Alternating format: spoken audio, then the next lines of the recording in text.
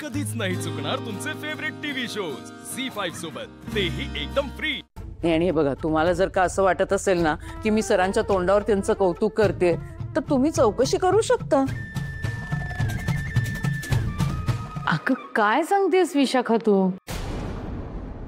पण आकाशने मला फोनवर सांगितलं की नाही, ते वसुंधराने कुठले तरी भलते असेल ते पुरावे दिले असतील त्याच्या हातामध्ये, आणि आकाश तेच धरून बसला असेल म्हणून त्याचा फोन आला तुला। मला वाटतं ना जयश्री अगदी बरोबर बोलते।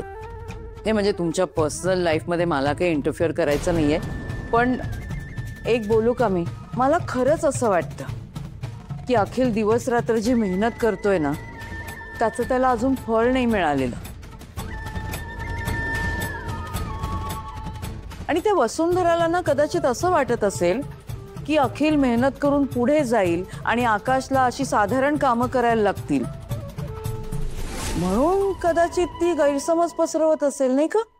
हा, बरोबर आहे तुझं विशाखा। भास्कर, मी काय म्हणते, तू आता फार विचार नको करत बसू त्याच्यावर, तू सही करून टाक। कसं आहे, अखिलनी चौकशी केलीच आहे ना कंपनीची, मग तो घेईल ना जबाबदारी। हे तर तुम्ही दोघांनीही जबाबदारी घ्या, काय हरकत आहे? तसाही माझा वसुंधरावर काही विश्वास नाहीये, आणि आकाशला जे या कंपनी विरुद्ध पुरावे सापडले ते खोटे नसतील कशावरून।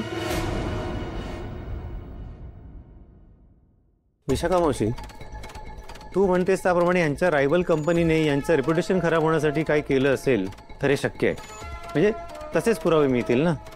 हो अगदी एक्झॅक्टली, आम्ही पण तेच म्हणतोय दादा। नाही, मला वाटतं ना आकाश दादाला नक्की काहीतरी गैरसमज झाला।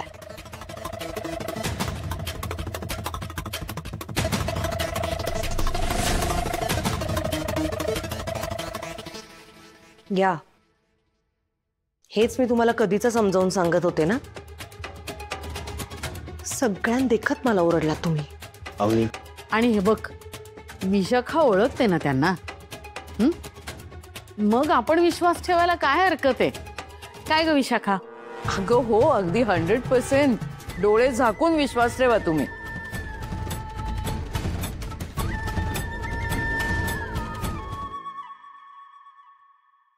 भास्कर, मला वाटतं तुम्ही दोघांनी मिळून जबाबदारी घ्यायला काहीच हरकत नाही, म्हणजे कुणीतरी जबाबदारी घेतलीच पाहिजे, नाहीतर तुम्हाला कशा सवयी लागणार, नाही का? बाबा, तुमचं म्हणणं मला पटतंय, पण मला मनातून अजूनही म्हणजे काय?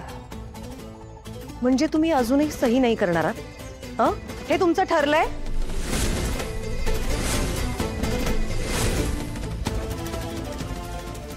ठीक आहे, मग माझं पण ठरलंय, मी इथून पुढे या घरात राहणार नाही। अगं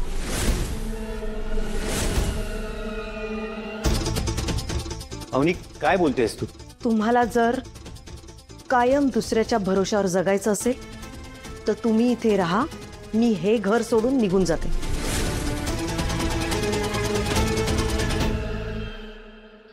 अवनी वहिनी, प्लीज असं काही नका बोलू तुम्ही। भास्कर दादा, अखिल, तुम्ही दोघं मिळून घ्या ना जबाबदारी। भास्कर दादा, एकदा विचार कर, आपण जर ही डील साइन केली तर ही डील इंडिपेंडेंटली आपल्या दोघांच्या नावावर लागणार आहे। एक्झॅक्टली, आणि हे सगळे इव्हेंट सक्सेसफुल झाल्यावरती तू विचार कर ना, आपलं मार्केटमध्ये काय रेप्युटेशन असेल, आपली कंपनी काय लेवलला जाईल। दादा बघ, मला वाटतं आपण उगाच वेळ नको वाया घालवायला, आय थिंक आपण आता डील साइन करायला घेऊया, चल।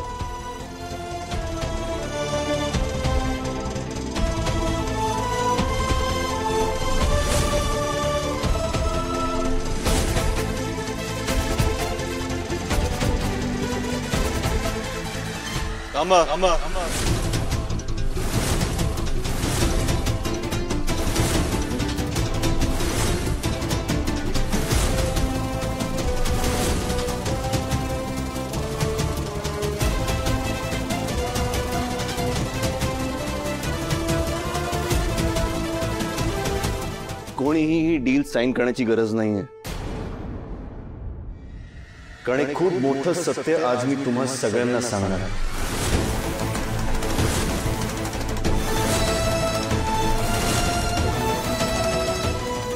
फ्रॉड आहे हा क्लायंट.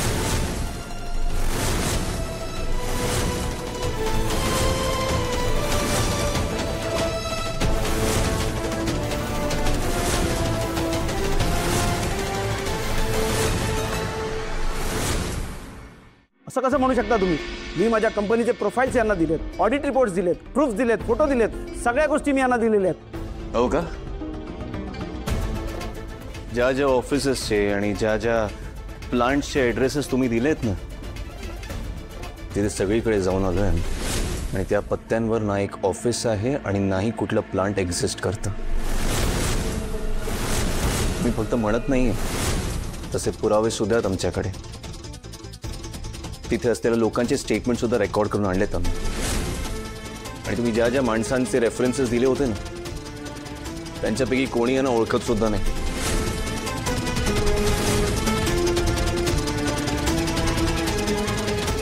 तुम्ही दिलेली सगळी माहिती खोटी होती.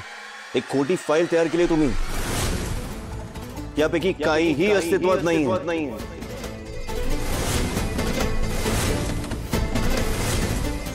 काय झालं? बोला ना आता, काय झालं?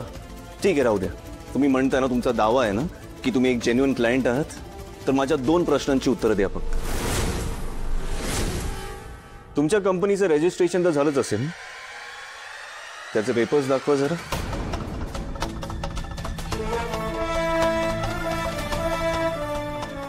किंवा तुमच्या पार्टनर्सचे, तुमच्या मॅनेजमेंटचे काही डॉक्युमेंट्स असतील तर ते दाखवा.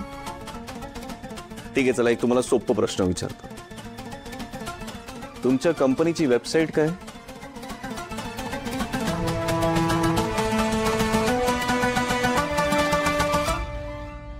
अरे आकाश, आपण ती वेबसाईट चेक केली होती ना? एक्झॅक्टली दादा, वेबसाईट चेक केली ना आपण, पण ती वेबसाईट सुद्धा फेक होती.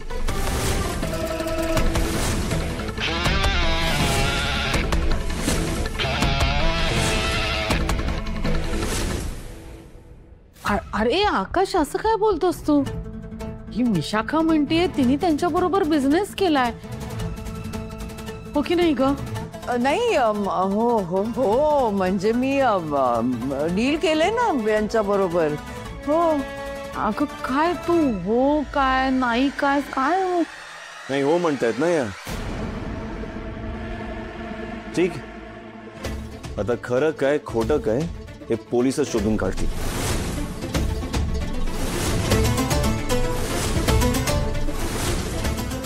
झी5 ॲप डाउनलोड करा आणि पहा सर्व एपिसोड्स एकदम फ्री.